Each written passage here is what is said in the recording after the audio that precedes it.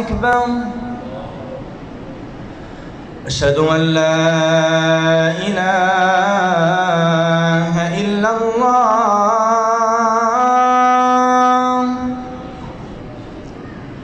أشهد أن لا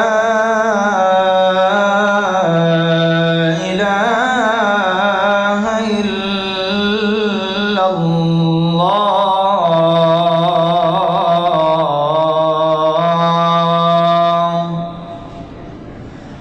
أشهد أن محمدًا رسول الله.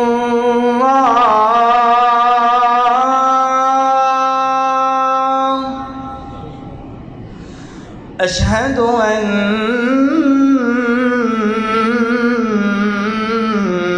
محمدًا رسول الله.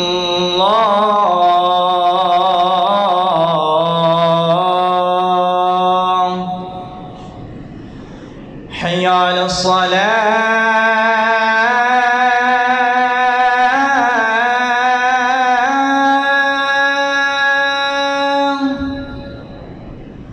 حي على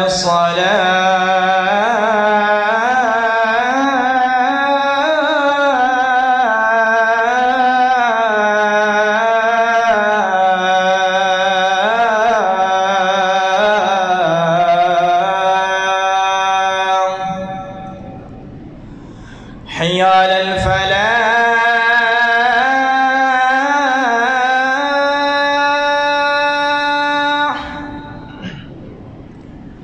حي على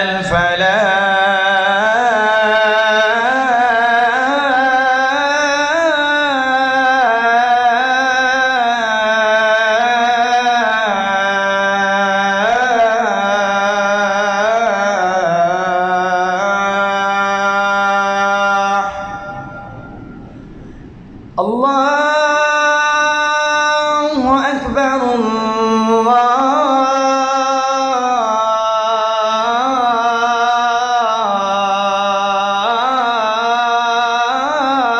الله أكبر. لا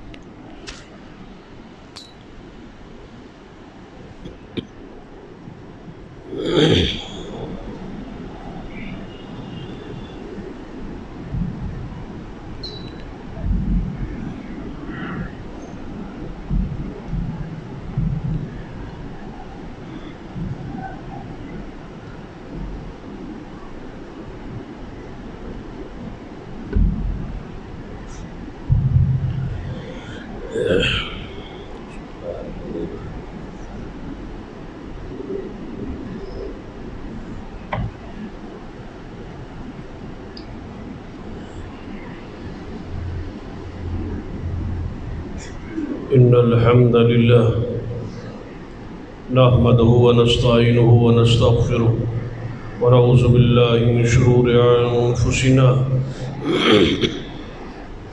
ومن سيئات أعمالنا من يهد الله فلا مضل له ومن يضلل فلا هادي له أشهد أن لا إله إلا الله وحده لا شريك له وأشهد أن محمدًا عبده ورسوله أما بعد فإن خير الحديث كتاب الله وخير الهدي هدي محمد صلى الله عليه وآله وسلم وشر الأمور محدثاتها وكل محدثة بدعة وكل بدعة ضلالة أما بعد فأعوذ بالله السميع العليم من الشيطان الرجيم من همزه ونفخه ونفثه بسم الله الرحمن الرحيم يا أيها الذين آمنوا اتقوا الله وقولوا قولا سديدا يصلح لكم أعمالكم ويغفر لكم ذنوبكم ومن يطع الله ورسوله فقد فاز فوزا عظيما رب اشرح لي صدري ويسر لي أمري واحلل عقدة من لساني يفقهوا قولي رب زدني علما سبحان ربك رب العزة عما يصفون وسلام على المرسلين والحمد لله رب العالمين. حضرات، گزشتہ کئی خطبات سے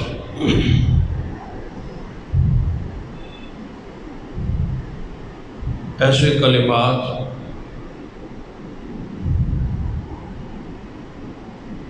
جو کفریہ ہے اور گمراہی پر مبنی ہے،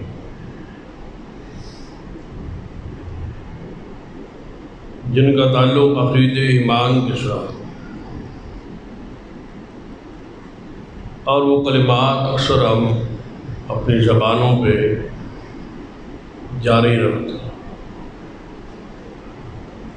لا علمی میں بھی یہ لا شعوری،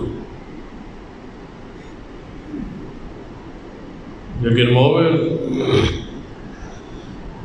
کے لیے ضروری ہے کہ وہ ہر کلمہ سوچ سمجھ کے اپنی زبان سے نکالے، کیونکہ کلمات کا وزن ہوگا، حساب ہو۔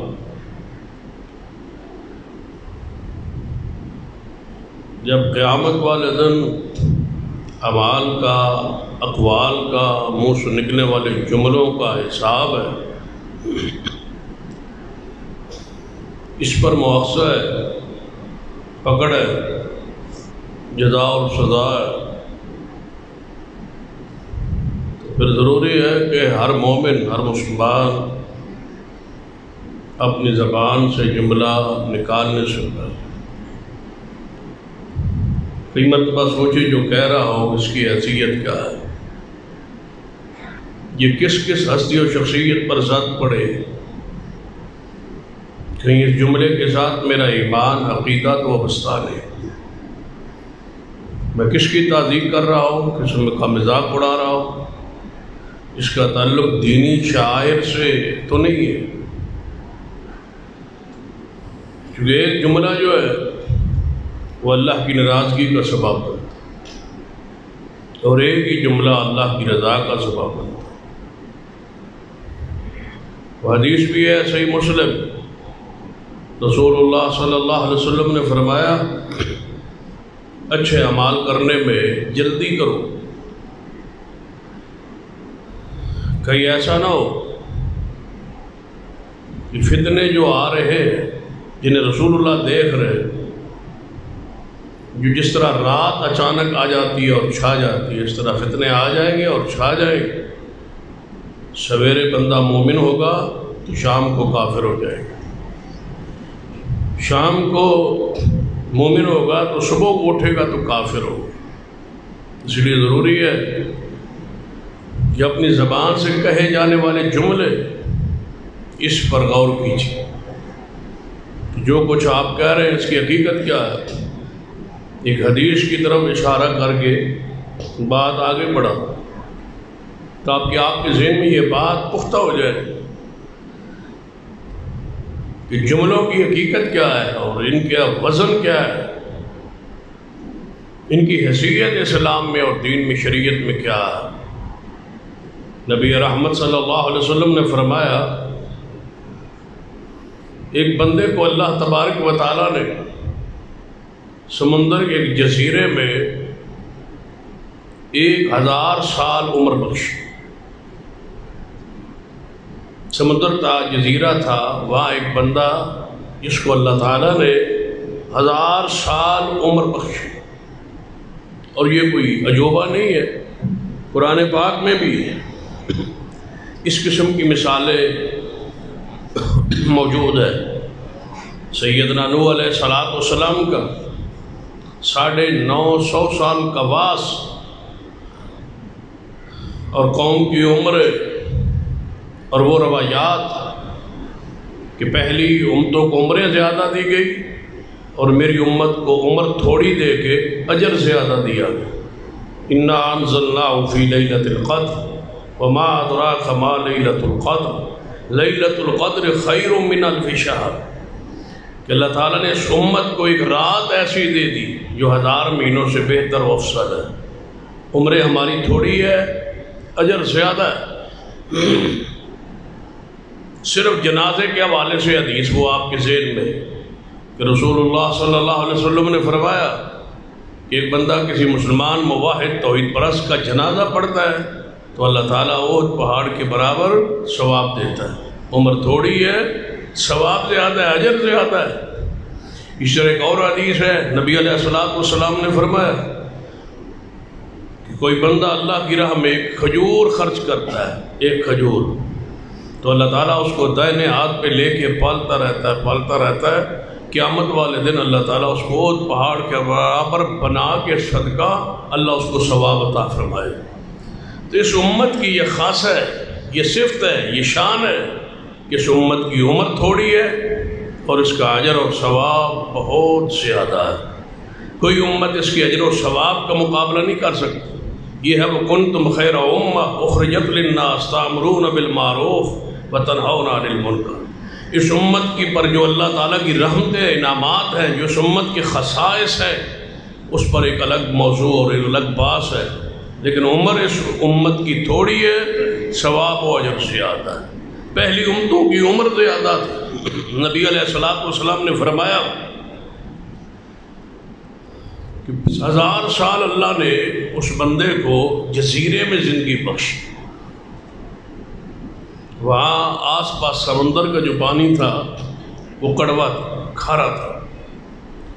تو اللہ تعالیٰ نے اس کی زندگی کے لیے اس جزیرے کے اندر جس کے آس پاس سارے کا سارا سمندر کڑوا ہے، کھارا ہے، اس کے صرف ایک اس بندے کے پینے کے لیے اللہ نے وہاں میٹھے چشمہ پانی کا جاری کر دیا. یہ اس کی قدرت ہے، اس کی شان ہے. ہر طرف کھارا ہی کھارا ہے، پانی کڑوا ہے.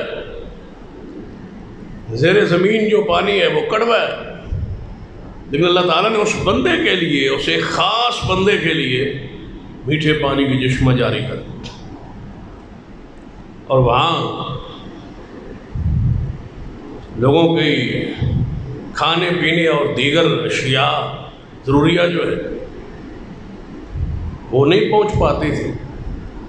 تو اللہ تعالیٰ اس بندے کے لیے ایک انار کا بوٹا ہوا ہے. اس انار کے بوٹے پر، درخت پر ایک انار صبح لگتا اور ایک شام لگتا. یہ ساری چیزیں جو ہے اس کا عمر، اس کی قدرت اور اس کے اختیار سے کوئی چیز باہر نہیں ہے. اللہ تعالیٰ نے انار کا بوٹا اگایا اور اس انار کے بوٹے پر ایک دانہ صبح اور ایک شام. حالانکہ انار آپ جانتے ہیں موسمی پھل، لیکن روزانہ کتنے سال؟ 1000 سال روزانہ ایک انار صبح اور ایک شام اس کے لیے بنایا. اس کو توڑتا اور کھاتا اور پیتا اور اللہ کی عبادت کرتا. اللہ تعالیٰ نے اس پر اپنی رحمتوں کی، انعامات کی بچھاڑ کر دی تھی، لیکن جواب میں اس نے بھی اللہ کی عبادت کا حق ادا کیا. پورا 1000 سال آنکھ جھپنے کے برابر بھی اس نے اللہ کی نافرمانی نہیں کی. سجدہ کرتا رہا، نمازیں پڑھتا رہا، اس کا شکر ادا کرتا رہا، اس کی توصیف و تحمید بیان کرتا رہا. 1000 سال بعد اس بندے کو موت ہے۔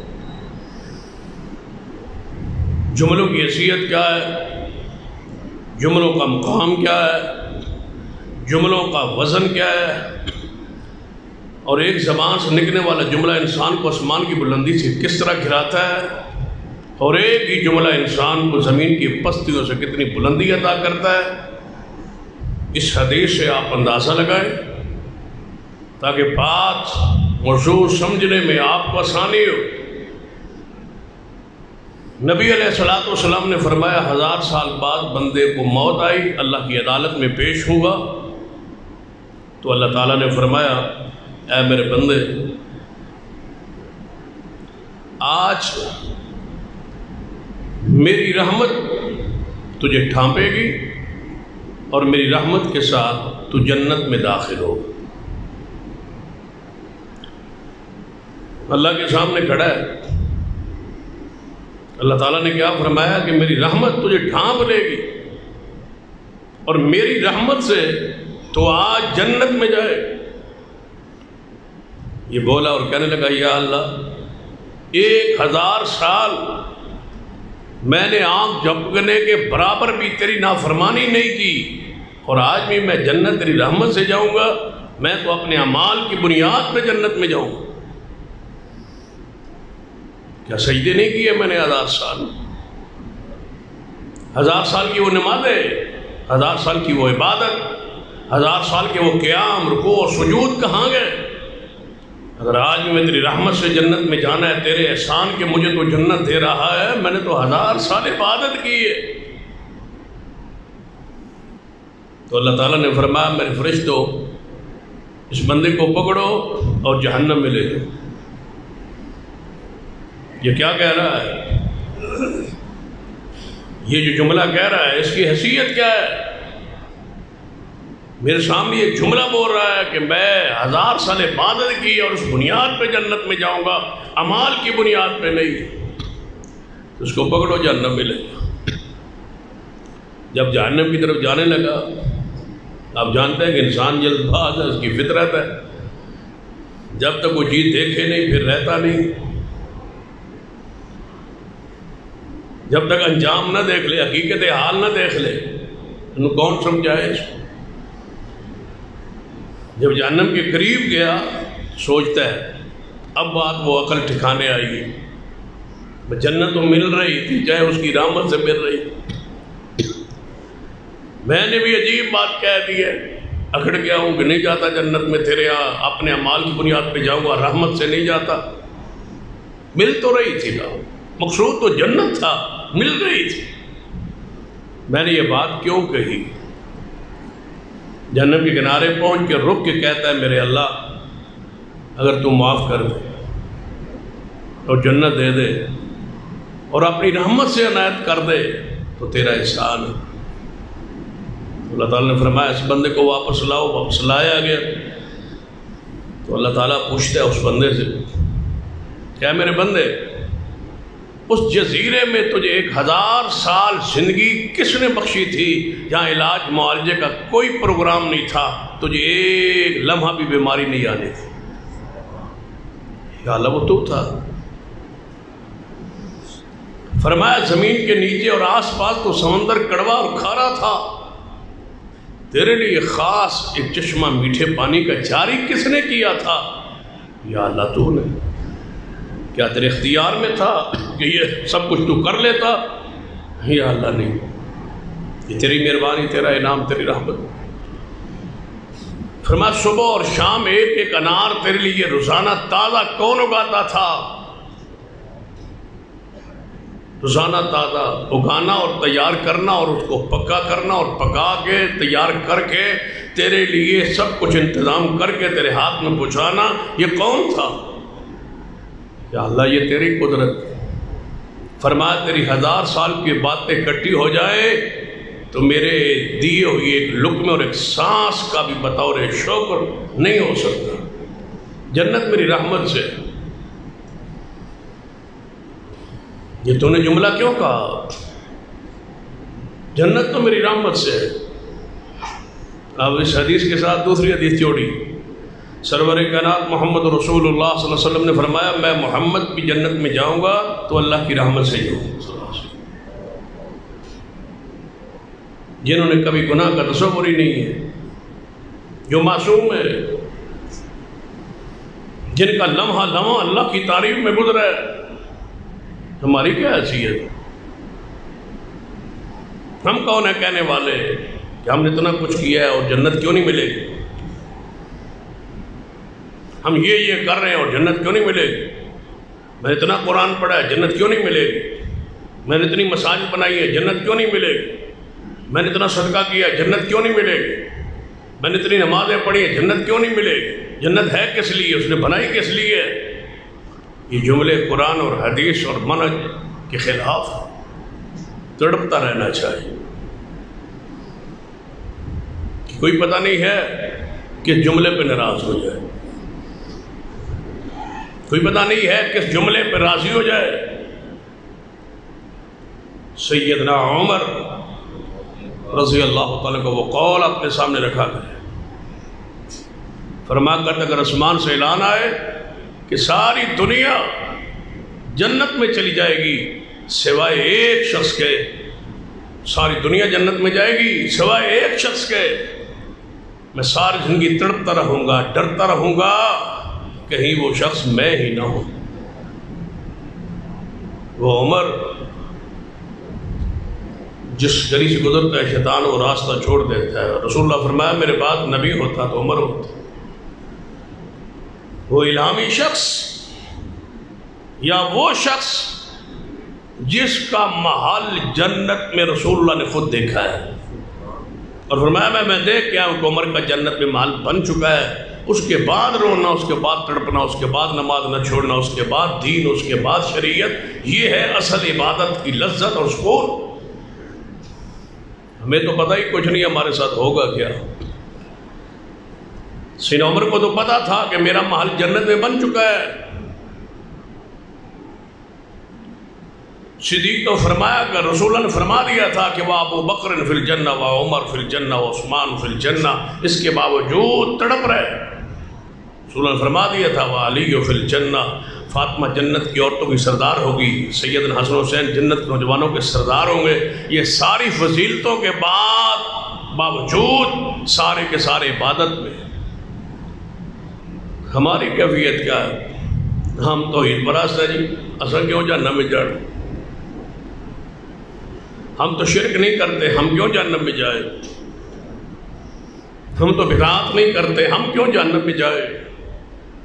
اور سیدنا عمر کا وہ قول بھی ساتھ ملا لے، فرمایا کرتے اگر آسمان سے اعلان آ جائے کہ ساری دنیا جہنم کے عذاب کا شکار ہوگی سوائے ایک شخص کے، میں پھر بھی امیدوار رہوں گا اس کی رحمت کا کہ وہ بندہ میں ہی ہوں۔ رحمت کا امیدوار رہے اور اس کے عذاب سے ڈرتے رہے۔ وہ حدیث صحیح البخاری میں اپنے ذہن میں رکھا کرے، جس بندے نے ایک کلمہ کہا تھا اپنی اولاد کو اپنے پاس بلا کے موت کا وقت قریب ہے اور اپنی اولاد کو قریب بلایا، بٹھایا،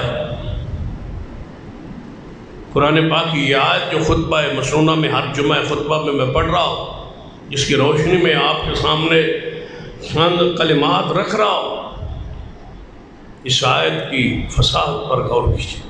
یا ایھا الذین آمنوا اتقوا اللہ وقولوا قولا سدیدا، ایمان والو سچی سیدھی صاف ستھری قرآن و سنت کے تابع بات کرو۔ یصلح لکم اعمالکم ویغفر لکم ذنوبکم ومن یطع اللہ ورسولہ فقد فاز فوزا عظیما۔ یہ شخص کیا کہہ رہا ہے؟ صحیح البخاری کی حدیث ہے، اپنی اولاد کے پاس ساری اولاد کو بلایا، موت و زندگی کی حالت کیفیت کش بکش میں، کہتا بیٹھو میں آپ سے ایک بات پوچھنا چاہتا ہوں، کیا میں نے باپ ہونے کا حق ادا کیا یا نہیں کیا؟ آپ میری اولاد ہے، میں آپ کا باپ ہوں، کیا باپ ہونے کا میں نے حق ادا کیا یا نہیں؟ ابا جی کوئی شک نہیں، آپ نے سارے حقوق ادا کیے جو ایک باپ کے حق بنتے ہیں اولاد پر، اولاد کے حقوق جو باپ پر ہیں وہ آپ نے پورے کیے. اگر کہیں کمی کتوائی کمزوری ہے تو ہماری طرف سے ہوگی. آپ نے باپ ہونے کا ادا. فرمایا بیٹو اگر میں باپ ہونے کا ادا کیا ہے تو آج میری ایک نصیحت ہے، وصیت ہے، ذرا اس کو نوٹ کر لو. اور آپ نے بیٹا ہونے کا حق ادا کیا. ابا جی حکم کیجیے. فرمایا جب میں مر جاؤں تو میری میت کو آپ نے دفنانا نہیں ہے. بس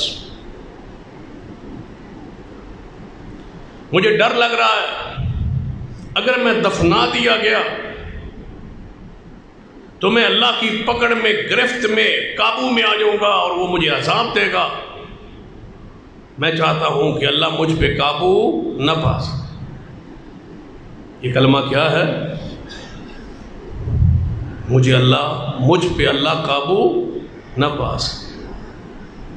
کیا کوئی ایسی جگہ، ایسی شے ہے جس پر وہ قابو نہ پا سکے؟ کہ مجھے اللہ قابو کر لے گا اگر میں آگ میں، قبر میں ہوا. ترتیب سمجھائی بیٹوں کو کہ مجھے دفنانا نہیں ہے، میرا وجود نہیں رہنے دینا. ابا جی کیا کرے؟ فرمایا اس طرح کرنا ہے، لکڑیاں اکٹھیاں کر کے مجھے اوپر رکھ کے مجھے جلا دینا. پھر جلا کے نا میری میت کی جو راکھ ہو گئی نا اس کو ایک جگہ پہ نہیں بکھیرنا، پورے جنگل میں بکھیر دینا. کوئی یہاں، کوئی یہاں، کوئی یہاں، اور کچھ آدھی دریا میں پھینک دینا، سمندر میں ڈال دینا. آدھی خاک سمندر میں اور آدھا جو ہے وہ ساڑ، وہ جل، وہ پوری صاف جو خاک ہے وہ ساری کی ساری جنگل میں ہوگی، کچھ دریا سمندر میں ہوگی، پانی میں حل ہو جائے گی. بس ایک ہی ڈر ہے کہ مجھ پہ رب قابو نہ پائے، مجھے اتنے ذرات میں بدل دینا، میری راکھ بکھیر دینا، پھیلا دینا جنگلوں میں اور پانیوں میں، تاکہ مجھ پہ رب قابو نہ پا سکے. پھر رب نے قابو کیا یا نہیں؟ یہ اس کی رحمت ہے نا. پھر اس جملے کو بھی معاف کرے تو اس کی رحمت ہے. پھر اس نے معاف کیا. بیٹوں نے حسب حکم، حسب وصیت ایسے ہی کیا. حالانکہ جو فوت ہونے والی کی وصیت قرآن کے، دین کے، حدیث کے، شریعت کے خلاف ہو، اس وصیت کی کوئی حیثیت، اس حیثیت، وہ نصیحت، وہ وصیت ختم ہو جائے. کیونکہ باپ نے وہ وصیت کی ہے جو شریعت کے خلاف ہے، قرآن کے، دین کے، شریعت کے خلاف ہے. وہ معاملات میں ہے، وہ وراثت میں ہے، وہ رشتوں میں ہے. کسی معاملے میں باپ جو کہہ جائے، باپ کہتا ہے نا غصے میں، جلال میں، فلاں بندہ میرے جنازے تو نہیں آن دے. یہ غصہ ہے، یہ جلال، یہ اس کی وصیت کتاب و سنت کے خلاف. وہ کہتا ہے کہ میرے جنازے میں فلاں فلاں شریک ہو، فلاں فلاں شریک نہ ہو. یہ اس کے بعد قول شریعت کے خلاف، بدل دیا جائے، ختم کر دیا. اس کی کوئی حیثیت نہیں ہے. ہر وہ بات، ہر وہ قول، ہر وہ شرط جو کتاب و سنت کے خلاف ہے، اس کی شریعت میں اس کا کوئی وجود نہیں ہے. اس کو مٹانا ہم پر واجب ہے، اس کو توڑنا ہے. ہاں جو بات شریعت کے تابع ہو اس کو قبول کیجیے. باپ ہے، ماں ہے، رشتہ دار ہے، کوئی بڑا ہے، بزرگ ہے، اس نے جو وصیت کی عمل کیجیے، لیکن اس وصیت کو کتاب و سنت کے مطابق. رسول اللہ نے کیا فرمایا؟ عمرو بن عاص رضی اللہ تعالیٰ، یا رسول اللہ میرا باپ فوت ہوا. میرے باپ نے کہا تھا میرے مرنے کے بعد 100 اونٹ آپ نے صدقہ کرنا ہے. کتنے اونٹ؟ 100. میرے مرنے کے بعد میرے لیے آپ نے کتنے اونٹ صدقہ کرنا ہے؟ 100. اب وہ فوت ہو گئے، اس کی وراثت تقسیم ہو گئی، 2 بھائیوں کے درمیان تقسیم ہو گئی. اب میرا بھائی جو ہے وہ مسلمان نہیں ہے، میرا باپ بھی مسلمان نہیں تھا، میرا بھائی بھی مسلمان نہیں. اس نے کہا کہ میں 50 اونٹ اپنے ابے کے نام پر ذبح کروں گا. اور 50 اونٹ تو ذبح کرے گا، کیونکہ برابر برابر تقسیم ہو، 50 اونٹ تو ذبح کرے گا، 50 میں کروں۔ بھائی نے کر دیے، میرے لیے کیا حکم ہے؟ نبی علیہ السلام فرمایا تیرا باپ مشرک تھا، لہذا اس کو تیرے صدقہ کرنے کا کوئی فائدہ نہیں ہو، اس کو بدل دے، نہیں ذبح کرنا آپ، جب ثواب ہی نہیں ہے، اجر ہی نہیں ہے، اس کو پہنچے گا ہی نہیں، وہ مشرک تھا، بدعقیدہ تھا، کافر تھا، اب اس کی بات کو بدل ڈال۔ اللہ کی راہ میں صدقہ ہو سکتا ہے لیکن تیرے باپ کو اس کا فائدہ نہیں پہنچ سکتا، اس لیے کہ وہ مشرک۔ تو کلمات کی ایک حیثیت، اس پہ ذرا توجہ فرمائے۔ بیٹوں نے جلا دی، جب میں باپ نے کیا سو میں جلا دی، غیر شرعی وصیت کو قبول کیا، بیٹوں نے اطاعت کی، اللہ نے اپنے سامنے اس بندے کو کھڑا کر دیا۔ اس کے لیے پھر کون؟ اذا اراد شیئا ان یقول له کن فیکون، وہ تو کون کہتا ہے، مٹی سے بنا ڈالا ہے، اس نے تو انسان کی کتنے مراحل سے گزار کے دنیا میں لایا ہے، اس کے لیے بنانا کون سا مشکل ہے؟ پھر اس انسان کو جس کو اس نے خود بنایا ہو، پھر خود بڑھایا ہو، پھر خود موت دی ہو، پھر خود یہ سارے انجام کار جتنے بھی ہے ان سے جو بندہ گزرا ہے وہ اللہ تعالیٰ کے پیدا کرتا ہے، پھر اللہ تعالیٰ دوبارہ اٹھانے پر قادر کیوں نہیں؟ اللہ نے یہی دلیل دی ہے نا سورہ یاسین کہ سرور کائنات محمد رسول اللہ صلی اللہ علیہ وسلم کے پاس ایک کافر آیا تھا، قبرستان سے گزرا، قبرستان کے اندر کوئی ہڈی پڑی تھی، کسی مردے کی ہڈی نکل آئی تھی۔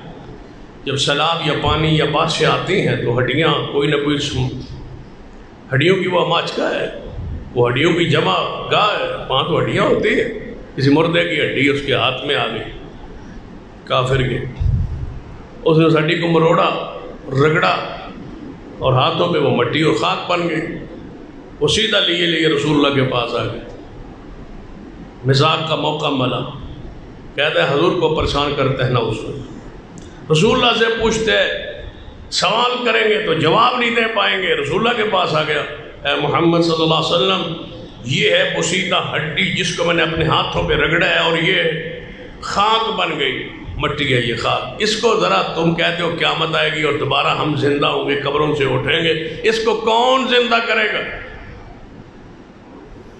رسول اللہ نے بڑی خاموشی سے کہا سے وہی آ گئی، سنا اس کی بات کو، فرمایا معبود جواب دیجئے، اس کو وہ بنائے گا، اس کو پھر وہ بنائے گا کون؟ اللہ تعالی الانسان حین من الدہر لم یکن شیئا مذکورا، اس کو وہ بنائے گا جس وقت یہ ہڈی بھی نہیں تھی اس کو بنا دیا تھا، آج تو ہڈی ہے، ذرات ہے، اس کا کوئی نہ کوئی وجود ہے، جب پہلی مرتبہ بنایا تھا تو ہڈی بھی نہیں تھی، یہ خاک نہیں تھی، اور کس نے بنایا تھا؟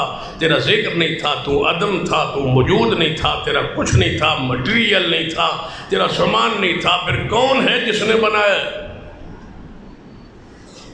وَلَقَدْ خَلَقْنَا الْإِنسَانَ مِنْ سُلَالَةٍ مِّن طِينٍ ثُمَّ جَعَلْنَاهُ نُطْفَةً فِي قَرَارٍ مَّكِينٍ ثُمَّ خَلَقْنَا النُّطْفَةَ عَلَقَةً فَخَلَقْنَا الْعَلَقَةَ مُضْغَةً فَخَلَقْنَا الْمُضْغَةَ عِظَامًا فَكَسَوْنَا الْعِظَامَ لَحْمًا ثُمَّ أَنشَأْنَاهُ خَلْقًا آخَرَ فَتَبَارَكَ اللَّهُ أَحْسَنُ الْخَالِقِينَ۔ فرمایا اتنے لمحات درجات سے گزار کے تجھے دنیا میں لے آیا ہے اور دوبارہ بنانا اس کے لیے مشکل ہے۔ بیٹوں نے جلا دی، اللہ تعالیٰ نے اس کی میت، اس کی خاک کو، اس کے ذروں کو اکٹھا ہونے کا حکم دیا، اکٹھا کر کے اپنے سامنے کھڑا کر لیا، فرمایا میرے بندے کیوں کہہ آیا تھا اولاد کو کہ مجھے جلا دے؟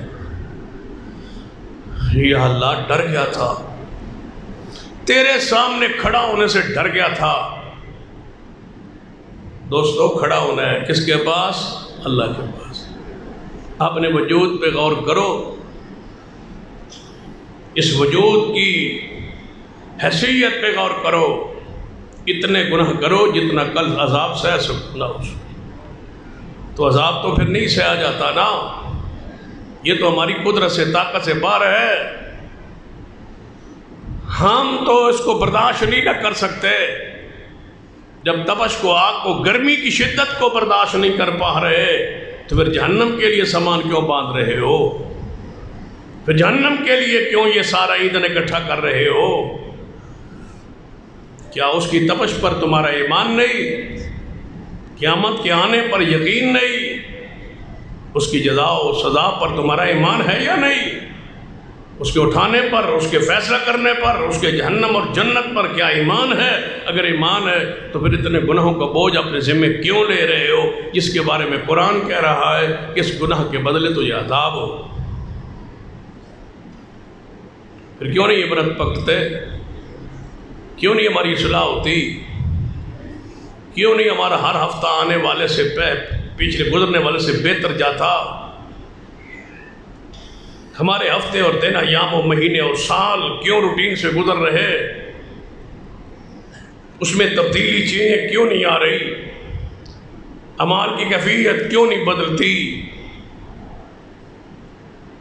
ہمارا دل پتھر کیوں ہو گئے؟ یا اس سے بھی سختی کی طرف ہم کیوں چلے گئے؟ پتھر تو پھر بھی گر پڑتے ہیں اور ان سے چشمے نکلتے ہیں، ہماری آنکھوں سے تو ایک قطرہ پانی کبھی نہیں نکلتا. پھر قرآن سچ کہتا ہے نا کہ تمہارے دل پتھروں سے سخت ہے. پتھر تو پھوٹ پڑتے ہیں، اسے چشمے نکلتے ہیں، دنیا پیتی ہے، زمینیں سیراب ہوتی ہے، دوسری زمین ایک چشمے سے سیراب ہوتی ہے. قرآن کہتا ہے تمہارا دل تو پتھروں سے بھی سخت ہے. نہ تم خود آنکھوں سے آنسو برساتے ہو، نہ کسی اور کو فیض پہنچاتے ہو. تم سے وہ پتھر بہتر ہے جو دوسرے کو پانی مہیا کر رہا ہے. ہماری حالت کیفیت کیوں نہیں بدلتی؟ خطبات جمعات آتے رہیں گے، گزرتے رہیں گے، رمضان آتے رہیں گے، گزرتے رہیں گے، عیدیں آتی رہیں گی، گزرتی رہیں گی. روٹین کب تک چلتی رہے گی؟ جن مسائل سے ہم آگاہ ہے وہی مسائل ہم سنتے بھی ہیں، گزار بھی دیتے ہیں، وقت گزر جاتا ہے. کیا سوچا ہے کہ ہم بھی تبدیل ہو جائے، ہماری سوچ بدلے، ہمارے اعمال بدلے، ہمارا کردار بدلے، ہمارا گھر بدلے، ہمارا ماحول بدلے. ہم اس سوچ سے اوپر چلے گئے، ہم کچھ بدلنا نہیں چاہتے. رب نے پوچھا میرے بندے یہ تو کیوں کہہ آیا تھا کہ مجھے جلا دینا؟ یا اللہ میں ڈر گیا تھا، صرف تیرے سامنے کھڑا ان سے ڈر گیا تھا. کہاں تیرے فرشتے اور کہاں تیری جہنم اور کہاں تیرا عذاب، کہاں تیری ذات، اس کی پکڑ اور گرفت، اور کہاں میں؟ یا اللہ میں تو ڈر گیا تھا، اور کوئی بغاوت میرے دل و ارادے دماغ میں نہیں تھی. تو جانتا ہے میں نے صرف تجھ سے ڈر کے یہ بات کہی کہ نہ ہوں گا اور نہ ہی حساب ہوگا، نہ کھڑا ہوگا نہ حساب ہوگا. مجھے تو آج اور یقین ہو گیا کہ میرے اللہ تو خاک کے ذروں کو بھی اٹھانے پر قادر ہے اور حساب لینے پر قادر ہے. کہاں ہیں وہ لوگ جو کہتے ہیں قبر کا عذاب نہیں ہوتا؟ کہاں ہیں وہ لوگ جو کہتے ہیں جن میتوں کو جلا دیا جاتا ہے ان میتوں کا کیا بنتا ہے، پھر ان کو عذاب کیوں نہیں ہوتا؟ کہاں ہیں وہ لوگ جو کہتے ہیں دریاؤں میں جو مچھلیوں کے پیٹوں میں بندے چلے جاتے ہیں وہاں مر جاتے ہیں، ڈوب جاتے ہیں، پھر ان کو عذاب کیسے ہوتا ہے؟ کیا وہ اس حدیث بخاری پہ غور نہیں کرتے؟ آدھی رات سمندروں میں ہے، آدھی رات جنگلوں میں ہے. کس نے اٹھایا ہے، کس نے کھڑا کیا ہے؟ عذاب تو وہ ہر جگہ پر دینے پر قادر ہے، لیکن انسان کی تکریم و تعظیم ہے کہ اس کو قبر میں دفن کیا جاتا ہے. رسول اللہ فرماتے تھے میرا دل کرتا ہے میں دعا کروں کہ یا اللہ میری امت کو قبر کا عذاب دکھا دے. اس امت نے انکار کرنا نہیں ماننا. میرا دل تھا میں دعا کروں اللہ سے کہ یا اللہ میری امت کو قبر کا عذاب دکھا دے، لیکن میں دعا اس لیے نہیں کی. اگر اللہ نے یہ دعا قبول کر لی اور تمہیں عذاب دکھا دیا گیا تو تم اپنے میتوں کو دفن کرنا چھوڑ دو گے، بھاگ جاؤ. ذرا تصور کرو قبرستان میں باپ کی میت پڑی ہو اور وہیں دفن ہو جائے باپ، اور اسی وقت تم اوپر کھڑے ہو، تمہاری برادری، تمہارے دوست، تمہارے باپ رشتہ دار کھڑے ہوں اور اندر سے کھٹ کھٹ شروع ہو جائے اور عذاب شروع ہو جائے، چیخ و پکار شروع ہو جائے. مجھے بتاؤ واپس آنے کے قابل رہو گے یا نہیں؟ یہ اس کا کرم ہے، یہ اس کا احسان ہے.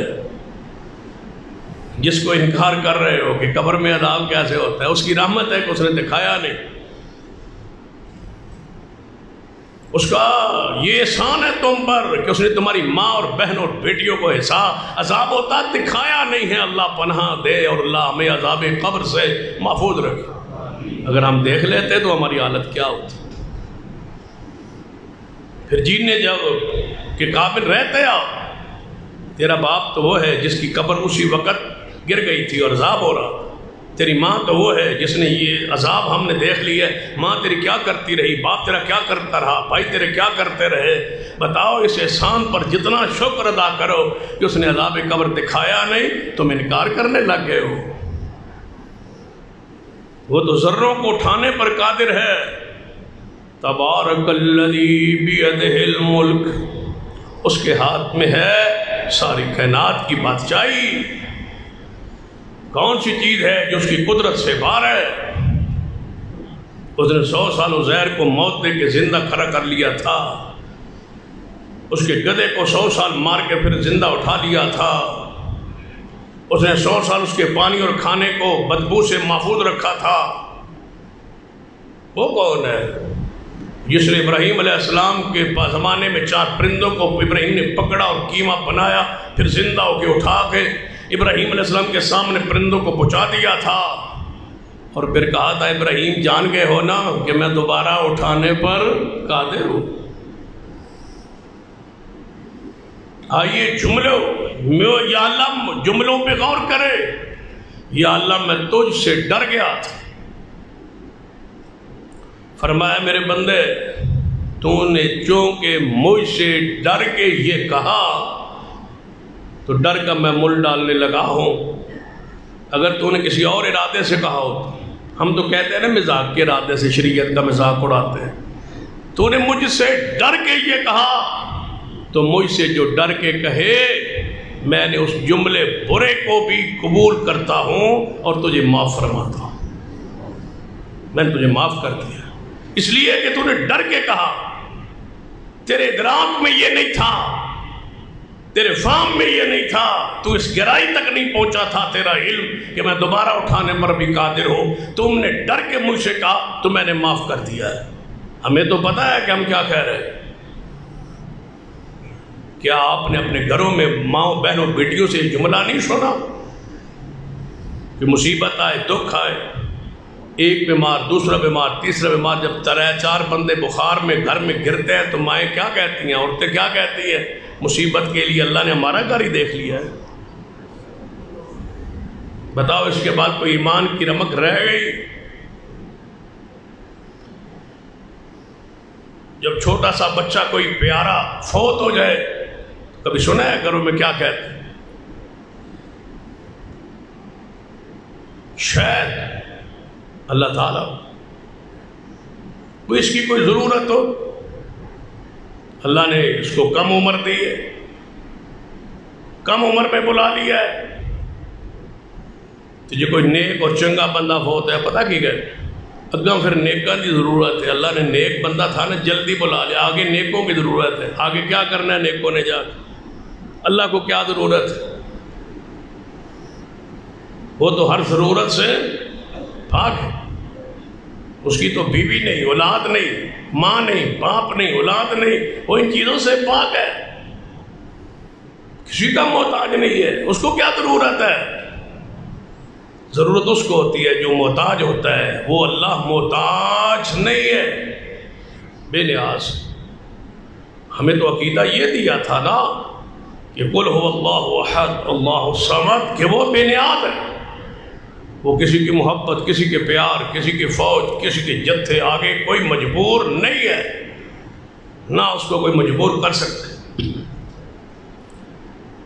لوگوں نے اللہ کو مجبور بنایا ہے، کہتے اللہ کو رسول اللہ سے پیار ہو گیا تو اللہ نے ساری دنیا بنائی، محبوب کے صدقے سب کچھ بنایا۔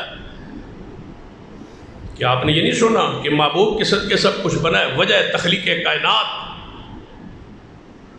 رسول اللہ وجہ تخلیق کائنات، دنیا بنائی گئی ہے حضور کے لیے۔ اللہ کو عشق ہو گیا نعوذ باللہ حضور سے، اور حضور کی محبت میں یہ سب کچھ بنایا ہے۔ عشق ہونا اللہ کے بندو یہ ایک کمزوری ہے، بندہ کسی کی محبت میں گرفتار ہو گیا، مجبوری ہے، یہ اس کی کمزوری ہے۔ اللہ ہر کمزوری سے پاک، کسی کی محبت میں مجبور ہو نہیں، کسی کے پیار میں مجبور ہو نہیں۔ تو یہ جملے پتہ نہیں پڑھائے کس نے، سکھائے کس نے؟ قرآن نے کیا کہہ دیا تھا؟ وَمَا خَلَقْتُ الْجِنَّ وَالْإِنسَ إِلَّا لِيَعْبُدُونَ، کہ ہم نے انسانوں اور جنوں کو، رب کہتا ہے میں نے پیدا ہی اپنی عبادت کے لیے کیا تھا۔ سارے وہ باطل نظریات و جملوں کی ایک جملے نے رد کر دیا، کوئی وجہ تخلیق کائنات نہیں ہے، کسی کی محبت میں رب مجبور نہیں ہے، کسی کی فوج جتے اور حسن کے آگے وہ مجبور نہیں ہے، اس کی شان کو مقام کو تم نے جانا ہی نہیں۔ عیسائیوں کو رب نے قرآن میں مخاطب ہو کے کیا کہا تھا؟ عیسائیوں یہودیوں، انہیں مخاطب ہو کے رب نے کہا تھا اے عیسائیوں تم کہتے عیسیٰ میرا بیٹا ہے، اور عیسیٰ کی ماں مریم میری بیوی ہے، نعوذ باللہ۔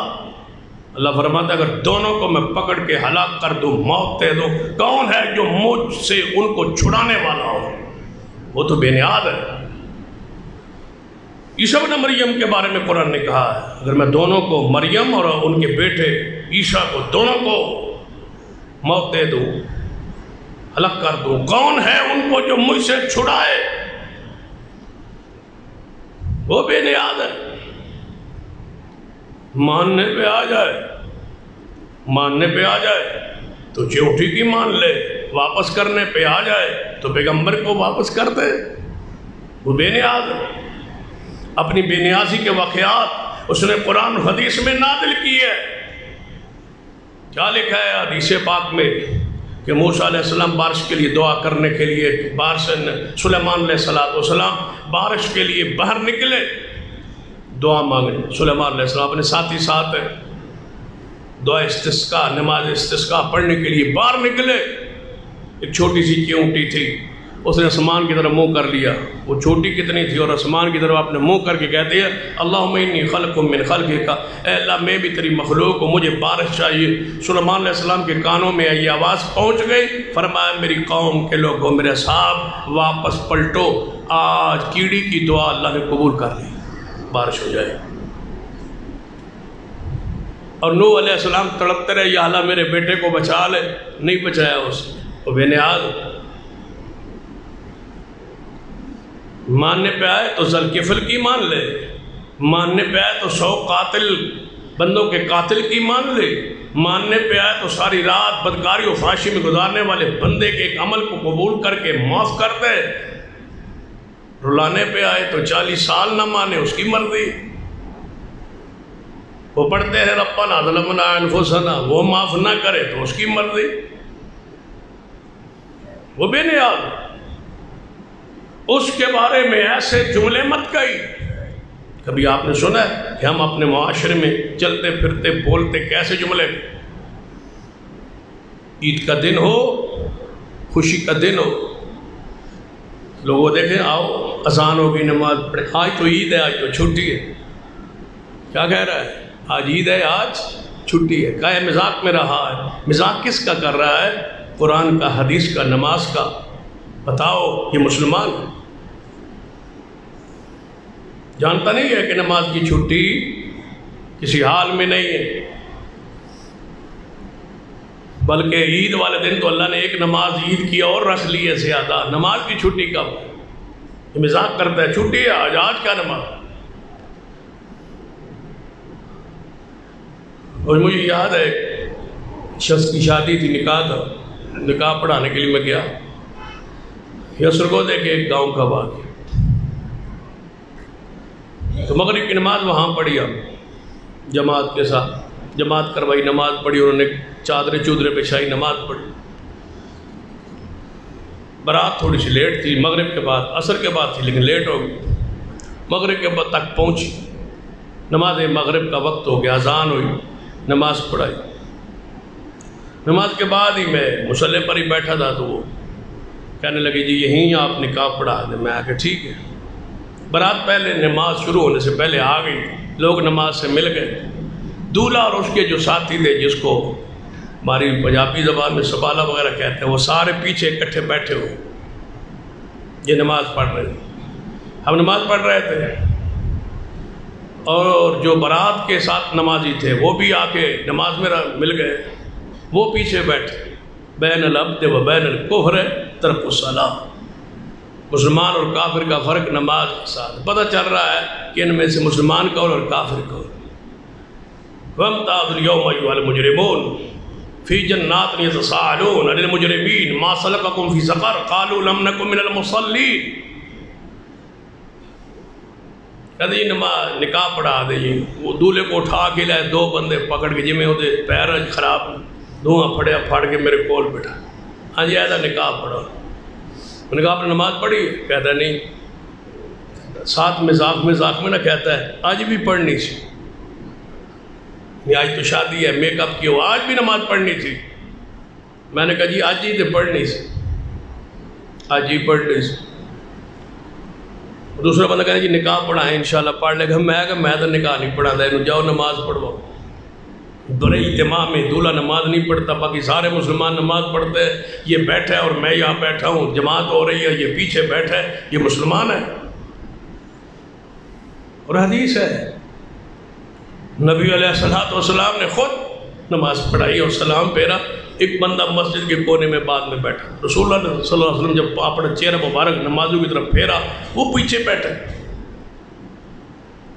رسول اللہ نے اس کو بلایا اور سوال جو کیا وہ بڑا کمال ہوا۔ اس کو بلایا اور آپ نے فرمایا تو مسلمان نہیں؟ وہ پیچھے بیٹھا تھا، آگے جماعت ہو رہی، رسول اللہ صلی اللہ علیہ وسلم کا سوال تو مسلمان نہیں؟ یا رسول اللہ مسلمان ہو؟ تو فرمایا پھر جماعت کے ساتھ کیوں نہیں شامل ہوا؟ یا رسول اللہ مجھے وقت کا اندازہ نہیں تھا، میں نماز گھر پڑھی تو میں نے سمجھا کہ نماز کا وقت گزر گیا ہے، زیادہ وقت ہو گیا، تو میں نے نماز پڑھ لی، پھر آپ سے ملنے کے لیے مسجد میں تھا کہ جماعت ہو رہی تھی، میں پیچھے بیٹھ گیا۔ رسول اللہ نے فرمایا جب مسلمانوں کی جماعت کھڑی ہو تو ساتھ آ کے مل جاتے ہیں اور وہ نفلی آپ کے لیے ہو جائے گی، لیکن آپ کو پیچھے بیٹھنے کی اجازت نہیں۔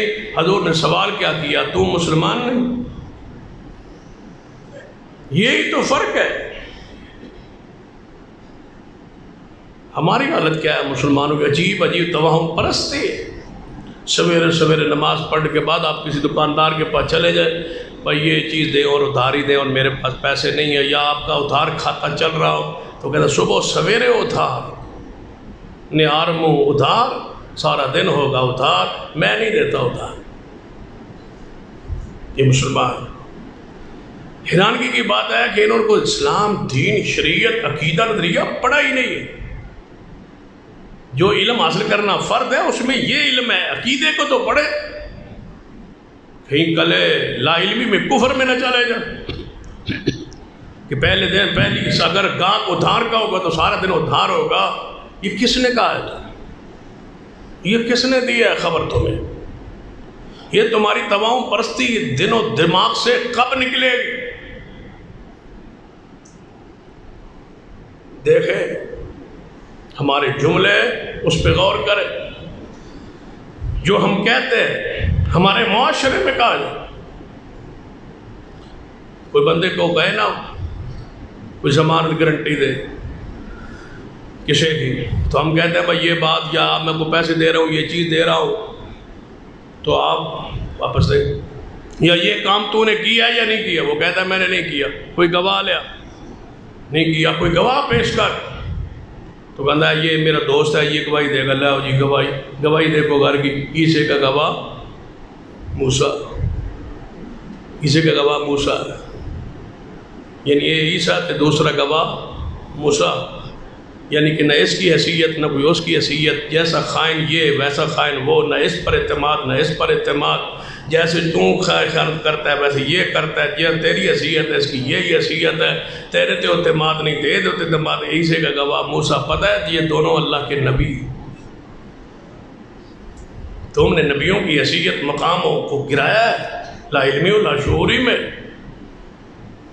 یہ جملہ آپ نے کیسا بولا ہے؟ ہماری حالت کیفیت بس سویرے سویرے دیہاتوں میں جائیں، اگر کوا آ کے بنیرے پہ بیٹھ جائے تو مہمان آئے، آج کوئی مہمان ضرور آئے، آٹا اگر گھومتے گھومتے پرا سے آٹا تھوڑا سا بیر گر جائے مہمان آئے، یہ آٹا بتلا رہا ہے، یہ کوا بتلا رہا ہے۔ جس قوم کا کوا مشکل کشا اور غیب دان ہو، اس قوم کی باقی حالت کیفیت کیا ہو؟ اگر آنکھ تھوڑی سی پھڑکے کوئی رگ پھڑک اٹھے تو کہتے مصیبت آئے گی، ہاتھ میں تھوڑی سی خارش ہو تو پیسہ آئے۔ یہ تواؤں پرستی، یہ بدعقیدگی، یہ کفری اور گمراہ کن جملے، ان پر ذرا غور کیجیے۔ ہم کیا کہہ رہے ہیں؟ اگر ہم داڑھی کا تذکرہ کریں تو پتہ بیچاری داڑھی کا کیا ہوتا ہے؟ یہ اسلام کی نشانی، یہ اسلام کی شاعر، یہ رسول اللہ کی سنت، یہ اللہ اس کے رسول کا حکم، یہ مردوں کی علامت۔ بیچاری اس کے ساتھ کیا کیا ظلم نہیں ہوتا، داڑھی کیوں نہیں رکھتے؟ حج میں گناہ کرنے رکھ لوں گا انشاءاللہ۔ داڑھی بندے دی دل وچ ہونی چاہیے، داڑھی دل وچ ہونی چاہیے۔ ہن دسو جی داڑھی تے ایک بار دل وچ گزر جائے تو پھر بندہ تو گیا۔ داڑھی دل میں ہونی چاہیے، نہیں داڑھی چہرے پہ ہوتی ہے، دل پہ نہیں ہو، دل میں نہیں ہوتی۔ یہ رسول اللہ کی سنت ہے۔ میں داڑھی والے نہیں ویکھیا ہے جی، ایسا داڑھی والے نے ویکھیا جی، داڑھی والے ایسے ایسے ہوتے ہیں، داڑھی والے بہت کم پاکیزہ لوگ بھی ہوتے ہیں۔ رسول اللہ کی داڑھی تھی، بتا ان سے پاکیزہ کوئی؟ صدیق کی داڑھی تھی، عمر عثمان و علی کی، حسن و حسین کی داڑھی مبارک تھی، امام بخاری و مسلم داؤد نسائی ترمذی ابن ماجہ کی داڑیاں تھی، تبع تابعین محدثین علماء امت کی داڑیاں تھی۔ تو نے پھر داڑھی والے دیکھے ہی نہیں ہیں، تو اپنا بوے کھے ہونا داڑھی والا کر دو تھیا، یا کوئی داڑھی والا اپنے ماحول میں دیکھا ہوگا یا محلے میں دیکھا ہوگا، کم تولتا کم ناپتا بکواس کرتا کوئی اپنے محلے میں دیکھا ہوگا نا داڑھی والا، تو اس کی وجہ سے تو داڑھی کا قصور و جرم کیا ہے؟ داڑھی تو رسول اللہ کی ہے، داڑھی تو صحابہ کرام کی، داڑھی تو محدثین کرام کی ہے، داڑھی اسلام کی نشانی ہے، داڑھی کا تو رب حیا کرتا ہے۔ اگر پردے کا کہہ دے بیبیوں بہنوں بیٹیوں کو پردہ مولوی جی دل دو، کوئی ضروری ہے ان بہت چہرہ ہی بند کریے، دل جڑا ہے نا اس کا پردہ ہو، دل پردے میں ہوتا ہے، اور دل پر بھی پردہ پڑتا ہے جب بندہ پردہ نہیں کرتا۔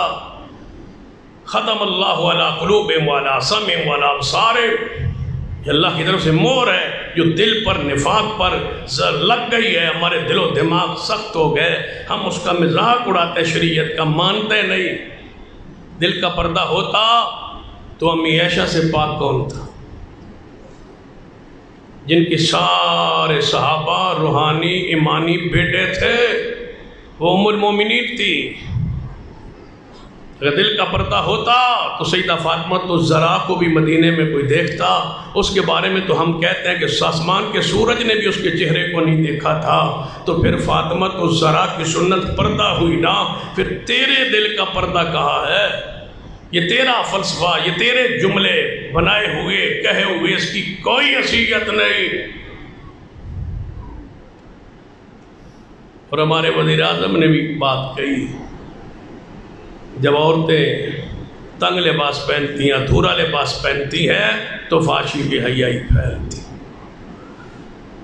کتنی پاکیزہ اور کتنی اچھی اور کتاب و سنت کے تابع بات، ہم کسی شخصیت کی بات نہیں کرتے، بات کرتے ہیں وہ جو کوئی کہے حق کہے، کتاب و سنت کے تابع کہے، غلط بات کہے تو رد ہوگا، صحیح بات ہوگی تو تعریف و توصیف ہو۔ جب اتنا کہیں گے کہ یہ کہنا کہ عورتیں تنگ اور ادھورا لباس پہنتی ہیں جس وجہ سے فحاشی اور بے حیائی اور گندگی اور غلاظت پھیلتی ہے، یہ آپ کا تبصرہ، یہ وزیر اعظم کا تبصرہ اپوزیشن کے طور پہ نہیں ہے، یہ حاکم کے طور پر ہے۔ حاکم کا کام بیان دینا نہیں ہوتا، حاکم کا کام نفاذ ہوتا ہے۔ آپ نافذ کریں، پردے کا نفاذ کرے، لباس کو پورا کرنے کا حکم دے، قانون سازی کرے۔ آپ اپوزیشن تو نہیں کہ تبصرہ کریں، آپ تو آگے بڑھے کہ جس طرح میری بیوی پردہ کرتی ہے قوم کی بیٹیاں بھی پردہ کریں۔ آپ تو اس پر قانون سازی کریں نا، تبصرہ صرف کرنے سے تو کام نہیں بنے۔ سچ کہا آپ نے پیارا جملہ کہ لا الہ الا اللہ مومن کے دل میں غیرت پیدا کرتا۔ ہم اس جملے کی تائید و تصدیق کرتے ہیں، پیارا جملہ ہے۔ یہ نظریہ کہ لباس نہ ہونے کی وجہ سے فحاشی پھیلتی ہے، دھورا لباس عورتیں پہنتی ہیں، ننگے منہ اور ننگے جسم رہتی ہیں، رسول اللہ کی حدیث ہے قیامت قریب وقت آئے گا لوگ عورتیں لباس پہن کے بھی ننگی ہو۔ یہ علامات ہے قیامت میں سے ایک نشانی۔ لوگوں نے تبصرہ کہا، کلمات کی حیثیت ہوتی ہے نا، یہ پنجاب اسمبلی کا پارلیمنٹ ہاؤس ہے، وہاں پر لکھا آیات قرآنیہ ما کان محمد ابا احد من رجالکم ولکن رسول اللہ و خاتم النبیین، یہ آیت مبارکہ لکھی اور سامنے لکھا نا خاتم النبیین لا نبی آبادی۔ یہ ختم نبوت آیات و حدیث سے اس پوری اس عمارت کو تزئین و تعظیم کے لیے، اس کے مزین کرنے کے لیے، خوبصورتی کے لیے ختم نبوت پر آیات و حدیث لکھی گئی۔ قابل تعریف بات ہے۔ ہم تو اس کو اور آگے بڑھانا چاہتے ہیں کہ اس ہاؤس کا نام ہی ختم نبوت پاس ہو، قانون ہو، ضابطہ ہو کہ اس ادارے کو، اس پارلیمنٹ کے، اس پارلیمنٹ ہاؤس کو ختم نبوت ہاؤس کہا جائے، اس کا نام ہی وہ رکھا جائے جس آیت اور جس حدیث کو اس کی دیواروں پہ لکھا گیا ہے، اس عمارت کا نام ہی ختم نبوت۔ ایسے جملوں کی تعریف و توصیف ہے جو قرآن و سنت کے تابع اور قرآن و سنت کی ترویج و ارشاد کے کام آتے ہیں، اور ایسے جملوں سے پرہیز کرے جو کتاب و سنت کے خلاف ہے، عقائد کے خلاف ہے، ضروریات دین کے خلاف ہے۔ اللہ مجھے اور آپ کو توفیق دے کتاب و سنت پر عمل کی۔ اقول قولی ھذا واستغفر اللہ لی ولکم ولسائر المسلمین وآخر دعوانا الحمد للہ۔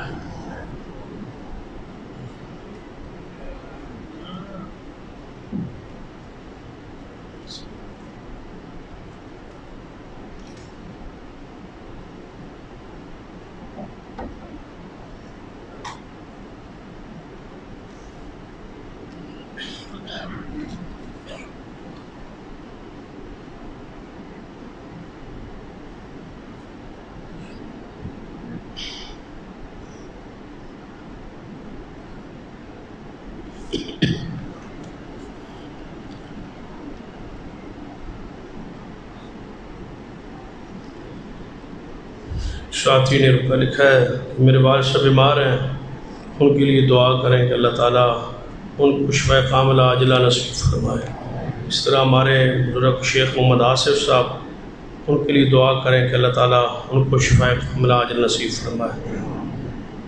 قاری حیدر الرحمان صاحب جو ہمارے جامعہ کے استاد ہیں، ان کی ہمشیرہ محترمہ پچھلے دنوں فوت ہوئیں، دعا کریں اللہ تعالیٰ ان کے جنت میں درجات بلند فرمائے۔ ایک سوال ہے کہ اللہم صلی علی محمد وعلی آل محمد، کیا صرف اتنا درود پڑھا جا سکتا ہے؟ کوئی رج نہیں ہے، بعض روایات یا حدیث میں یہ الفاظ موجود ہیں، مختصر درود پڑھا جا سکتا ہے، اللہم صلی علی محمد وعلی آل محمد پڑھا جا سکتا ہے۔ دوسرا سوال ہے سیدہ فاطمہ الزہرا رضی اللہ تعالیٰ عنہ کا جنازہ جس نے پڑھایا تھا، سیدنا علی رضی اللہ تعالیٰ عنہ، بعض روایات میں مشہور کیا گیا کہ حضرت صدیق رضی اللہ تعالیٰ عنہ جنازہ پڑھایا ہے۔ اس طرح کی کوئی صحیح روایت میرے علم میں نہیں ہے کہ حضرت فاطمۃ الزہرا کا جنازہ سیدنا صدیق نے پڑھایا۔ تو سیدنا علی رضی اللہ تعالیٰ عنہ کو جنازہ پڑھانا یہی معتبر ہے ہمارے رجحان کے مطابق، اور اس میں کوئی ایسی بات نہیں ہوتی جس سے کوئی تنقید کا پہلو، تعریف کا پہلو تو ہے کہ جنازہ سیدنا علی نے پڑھایا، تنقید کا پہلو نہیں ہے کہ فلاں صحابی نے کیوں نہیں پڑھایا، اس پر کوئی مسئلہ نہیں۔ جنازہ جو ہوتا ہے بنیادی طور پر گھر والوں کا حق ہوتا ہے غسل دینے کا اور جنازہ پڑھنے پڑھانے کا، یہ ورثاء کا، اہل بیت کا، گھر والوں کا اپنا حق ہوتا ہے۔